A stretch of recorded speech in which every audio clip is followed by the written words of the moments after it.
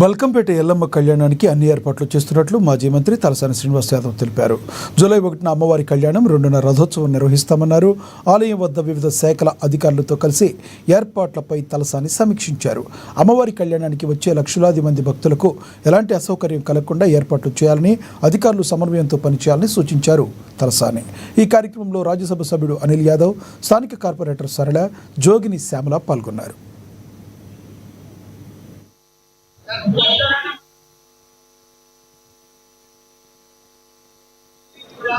అమ్మవారి కళ్యాణం 2014 ముందు మామూలుగా ఈ ప్రాంతంలో జరిగేటువంటి కళ్యాణం ఈరోజు అంగరంగ వైభవంగా రాష్ట్ర వ్యాప్తంగా కాకుండా విశ్వవ్యాప్తంగా కూడా కొన్ని లక్షలాది మంది సమక్షంలో జరిగేటువంటి మరి ఈ యొక్క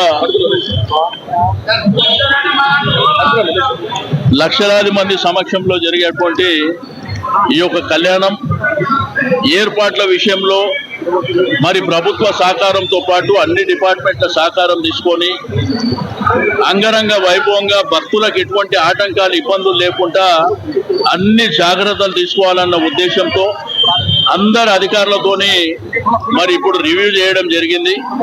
అధికారులు కూడా వేరియస్ డిపార్ట్మెంట్, ఎండోన్మెంట్ కావచ్చు, పోలీస్ డిపార్ట్మెంట్ కావచ్చు, ట్రాఫిక్ కావచ్చు, మరి అదేవిధంగా health department, GHMC, water works, మన ఆల్ డిపార్ట్మెంట్స్ ఎప్పటికప్పుడు బల్కంపేట ఎల్లమ్మ వారి కళ్యాణం